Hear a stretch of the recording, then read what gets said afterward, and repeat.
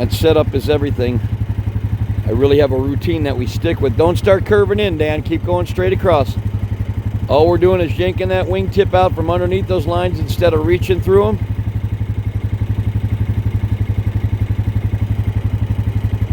You could even bed sheet that one section that's kind of tucked under there since you have so much slack in your lines, which is good.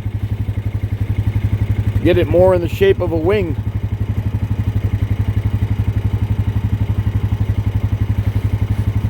You got it. Now when you go to jiggle them to tighten up the lines, it'll work better.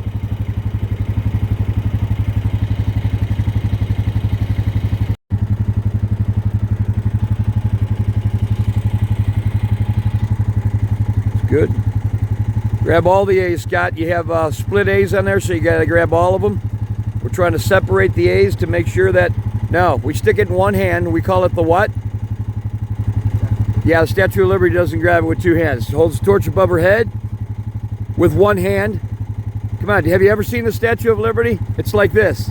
So then the reason for that other hand is because see now those lines in there that are wrapped in there, the whole reason we're doing this is to clear the lines. If you're holding both of the lines and when you have these other lines that are laying over each other, you're able to step in now and clear them with the other hand that's not holding the torch. Right. It's called the Statue of Liberty. So it doesn't stand in the, okay, so you got it. Yeah. Boom. That's what we go. Give it a little name so people remember it. Okay, and then what else are we checking there, Scott? Oh yeah, sorry. We don't just check that. Our setup allows us to find things that we're missing. Want to make sure both trimmers are set equal. Now you got all sorts of lines in there when it should have just been the A's. Grab the A's. Hold them above your head, and then you'll have while you're holding those up there, all you have to do is look at the other stuff. Yeah, trimmers are right in front of you. Make sure they're set equal, and they both are. And then you want to check these to make sure. Now you can either yank them out, or you can pull them away from here to see that they're clear. We want to make sure that that line goes straight through the pulley. If it doesn't, you can get what's called lockout. Lockout will put you in a turn because sometimes when you packed it away the last time, you had this strapped around another line like this, and you pull a turn and it'll work, but when your body weight's on it, it stays in the turn. Right. And then the big mistake the guy does, he pulled one side and he's got the brake stuck down, and then he makes the mistake of pulling the other side, and he can technically stall the wing. Right. Because it thinks it's pulling two hands down. So we check this twice with my method. This is in the other video as well, how to launch a powered paraglider, trike, Captain Kurt style. And then we're going to check the other one. We pull it out of the magnet, see that it goes through the pulley, stick it back in the magnet, and that wing is ready to connect up to the trike. So that's what we do. All we're doing is clearing the lines, making sure there's nothing that's tangled or caught. And if people would use this method, like a guy that claims he smashed to the earth and had to call Siri because of a line problem, he would have caught it with this method. And then with all the other things of pulling the lines out straight when we do the drag back, he would have caught it then. And then dragging the lines and combing them through his hand to do what's called a drag back by pulling the lines through your hand and grouping them. He would have caught it another time. And then if he was taught to look up at the wing while he was launching, he would have been looking up the lines and seen that problem in there and caught it. So our method of setup not only sets the wing up for a good launch by lining three things up, the wind, the pilot, and the center of the wing, but it also allows you to catch things that would cause a potential hazard, like the guy that stuck the paramotor. You know, he had a full collapse on a collapse on the one side of his wing, and he augered into the ground, and the camera caught the action, and he busted himself up. So we don't need that. We don't need that. Use some method that'll help you spot stuff that's wrong, and this method does that. He's going to connect that up. Now, you only drove it down here, right? Yeah. Do is hold off because Dan, did you fly last night? Yeah. You did. You didn't fly at all last night? Okay. Yeah, you did. You landed over there. I landed. No, I messed up each time. Okay. All right. I'll let him go first. All right, get on it. So you're not doing that yet, brother. You're not checking the wind yet. And also you need to pull that trike out of the way. What do you think about it now? You're going to connect that up to there, right? Look at your lines. How are you going to drag it back, Scott? How are you going to drag it back? You can't. It's already fully extended. You didn't put when you got done with that last maneuver, you didn't grab the ends, spread your arms, walk in, put the slack in, and then connect it up to your trike to be able to drag it back. The drag back is to finalize the 3-point system. The wind, the trike into the wind, number 2, and then 3, the center of the wing. When you get those 3 things lined up, you have a wing that wants to fly. You have a wing that wants to come up perfect without going off to the side and give you a failed launch. There you go. Now walk backwards past the other lines. Separate those about 2.5 feet, 3 feet. Oh, there you go. Now lay them down. Yeah. Now you can connect up. Because see, look, you got the slack in there.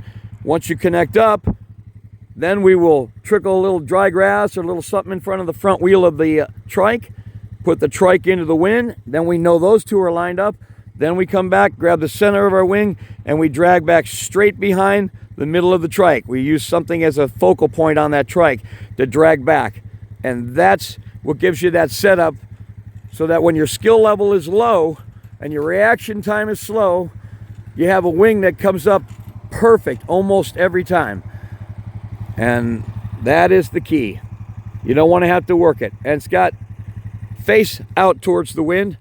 Look at the powder. If you're going to use baby powder as sort of a guide to see where it's coming from, you'll be able to look down and see it. Instead of looking at the trike, reach out ahead of the tire, see it coming straight towards the tire, and it'll give you a direction. I usually do it. I usually reach out right about there. Front tire. Okay, where's it coming from? A little bit from the side? Yeah, there. Okay, so what we're going to do is just angle it sideways. Instead of the trike here, we'll angle it there. Now people say, why are you being so picky with it? I mean, there's hardly any wind out here. Yes, but when he starts moving forward, it magnifies the pressure on that wing. And a wing, once it's coming up and into the, there you go. That's good enough right there. Leave that right there because you're going to be heading towards the trees if you go much further. But once he starts moving forward like that, that wind will always want to turn and grab the wind, whichever way it's coming from. So if he heads up straight this way, but it's actually coming from that way, as soon as that wind comes up, it goes that way. It heads off towards where that wind is. Now, an experienced pilot, he'll be able to spot that.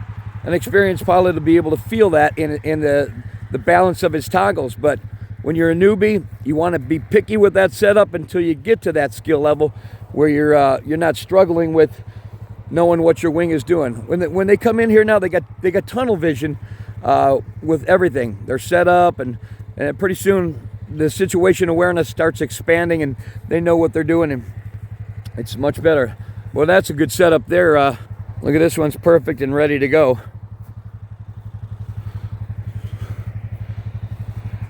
I don't know that I want to wait around. I want to wait. I think I'm going to put Dan up first. He's already ready to go. You ready, Dan? I'm ready. Okay, get on it. Okay, he's got a great setup coming. Look at that sunrise. Pan over to that sunrise. Isn't that gorgeous? It's beautiful. Got that fog laying on the field. Yeah. Let's get his radio on. We left these off the charger yesterday night. We had to use the other helmet.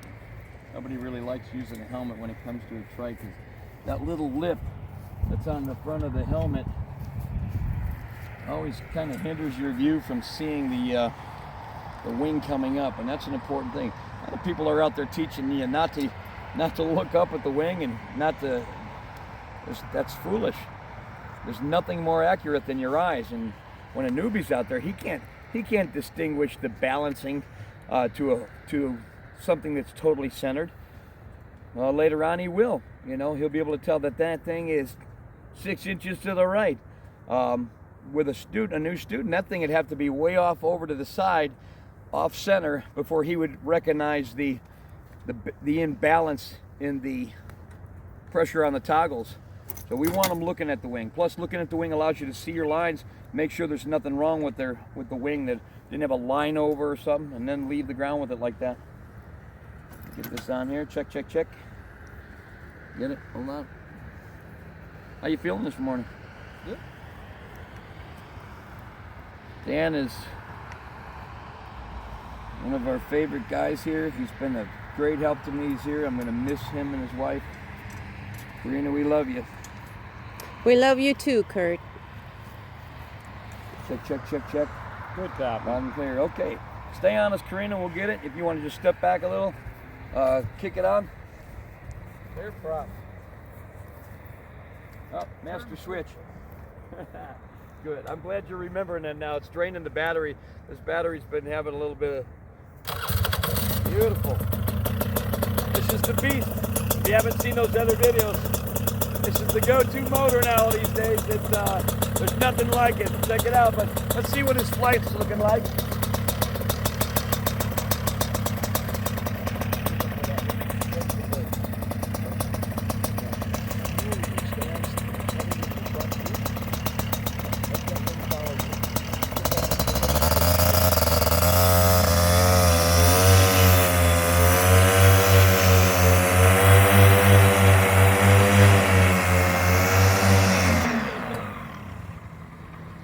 Okay, let me tell you what he did.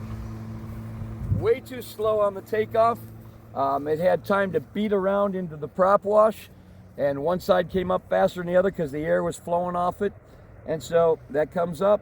We want to kind of jump it into the speed that we need to pull it through that dirty air into the clean air, and then follow it up the rest of the way. But it beat around so much, it was a little too slow for the takeoff.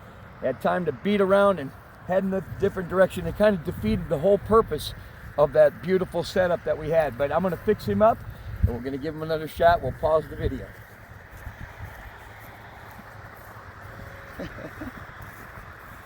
Comb out the lines now. This puts a little tension on the line so loose lines don't get jagged back into the prop. Guys that don't do this and have those little flimsy cages on their trikes, they sometimes squeeze their cage right into the propellers, and it grabs loose lines and they suck the whole wing in. But I always want to just comb out. It's called combing the lines.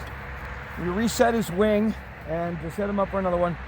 Now remember, you're going to go a little bit faster, pull up through that prop wash, and the drawback is now the wing's soaking wet. It's going to come up a little slower, so we got to be ready for that. So now it's going to be a little bit tougher, but that's okay. Just pay attention to that roll speed. Not so much that you don't have to jam it on, mash it on full throttle, but we do want it to get up there. So a little bit faster, and stay steady. Don't on, off. Once we get it up, we brake, wait a second, and then slowly start easing down. Stay on our heading. You can glance down once you get the wing up. Boom, boom, boom, up, down, up, down, up, down. And we just stay most predominantly on the wing. Looks good. Feet are straight, got a nice track. It's tracking you because you got a steadiness in the throttle. When you have that on-off throttle, you're surging the wing. And then it overshoots you. And that's where, yeah, if you see it collapse, we saw that one time when you had it go past you. Just shut that motor off, let it roll to a stop. But this one's going to be a good one. Here we go. Kick it on.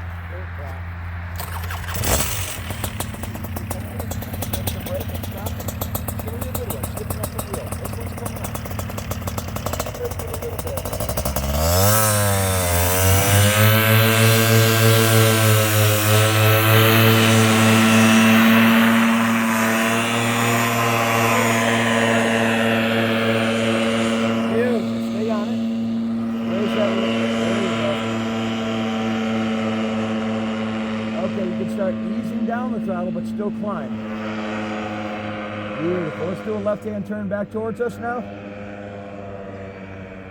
There you go. Nice, easy left turn. And beautiful. There you go. Ease the throttle down just a little bit. There you go. Smooth it out. Come out of the turn slow. Okay, beautiful. Looking good. Okay, let's go around in a circle then, because you're getting a little bit of that air. You go. Let's get that rocking out. Let's get it under control. Looking good. Follow the way you're done. Get over here. Keep it straight. Stand heavy. Okay. Slow Just do a nice slow right turn back towards the field now. Slow right turn. Slow right turn. Slow right turn. There you go. Beautiful. Now you're under control because you see that rocking stopping. The centrifugal force is pulling you out. Beautiful. As you come out of the turn, keep resistance on the brake, and all that rocking stops. It's the shifting of the weight between the two that gets them rocking. So we got to teach them how to come out of a turn and then ease up on that throttle or ease up on that brake as they come out of the turn. When you swing out like that, as you're coming out of it, keep resistance on the brake and you'll come right underneath it. So you guys out there that are struggling with a little bit of rocking, the rocking won't cause a collapse, but we just want you to be more in control of the wing. Later on, you'll learn how to corkscrew out of a field and come right out of it. As you climb out, you'll come right out of that rocking. You'll just have the right pressure. It'll just come naturally, like driving a car. When you're a kid, you're death gripping the wheel and you're on and off the foot pedal, and you're on and off the brakes, and you're jerking all over the place. But within a month or so, a brand new kid learning to drive a car is just much smoother. He makes a turn and he doesn't hand over hand steer the wheel back straight. He just lets it slide through his hand. It's just like starts coming naturally. Same thing with this. There he is. Now look at him already. So just from that little bit of practice, the rocking has completely stopped. And then later on, he won't even have to think about it. He'll get in it one day, he won't even rock anymore. Looking good, Dan. There's the moon right above your head.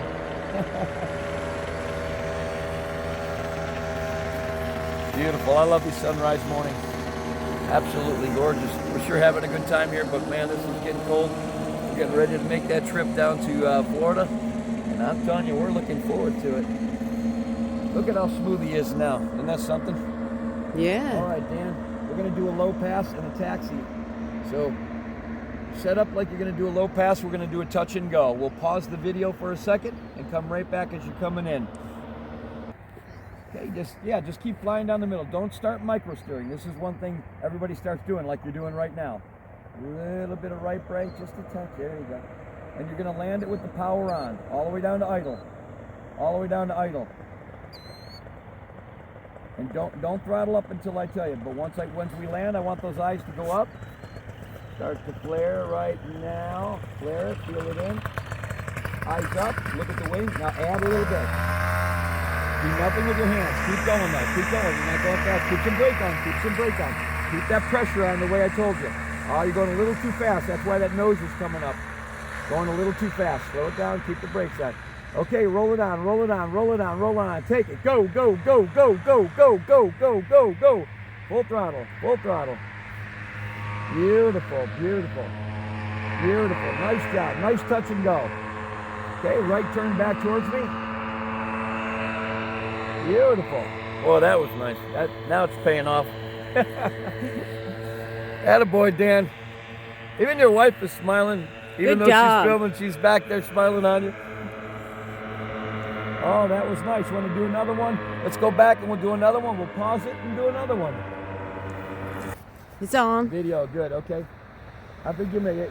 Only you can judge it. If you think you're going to make it, if you need more, give it a little throttle. There you go. A nice, smooth landing. Get ready for the flare. Flare, flare. Beautiful. Eyes up. Okay, just match that speed. Beautiful. Look at that. Look at that. Beautiful. Yeah, you don't have to go fast. Once it's above your head, you just keep the right amount of brake pressure on it so it doesn't overshoot you. And go ahead and roll that baby on. Hit it, hit it, hit it. Go, go, go, go, go. Compensate for the torque just a little bit. Look at that touch and go. That's a takeoff, baby. And I'm going to tell you what, that's gorgeous, man. That was gorgeous. Bring her back around. We're going to do it again. What happened was, this time he stayed focused on his tracking. He stayed focused on his throttle. He had the right amount of brake pressure on, and he just tracked it. And that wing will just stay in that pocket of not overshooting, not undershooting, not surging, and staying on it like that is what gives you that great touch and go. And the reason we like doing touch and goes, once they get their landing down and we know they're not going to you know, they're going to land with the throttle on, and we know they're not going to squeeze it while they flare, then we can start doing touch and goes. But these touch and goes are actually good for the launch because it gives them that balance when they're launching. It gives them that balance of having the wing above their head with the right amount of brake pressure on, and they don't get all panicky and just think they have to mash and get off the ground quick. We're not trying to get off the ground quick. We're trying to get off the ground smooth. So anybody says, I want to do this because I can get off quicker, I want to do it. Why? Why do you want to get off quicker? Why not have it controlled takeoff?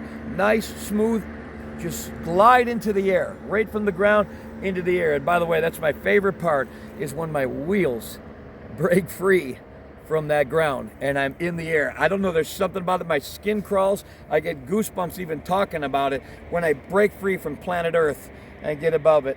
And boy, it's just incredible. Just absolutely incredible. Here he is again. He's gonna do it again. Do it again. It's his third touch and go. On. Stay focused, yeah. It's, All right, here he is. He's setting up for another touch and go. These are amazing because he's really getting the skill level down now that he's gonna need for takeoffs because that pressure and that balance between the... Okay, Dan, bring it in. Do a nice soft landing. That last one was amazing.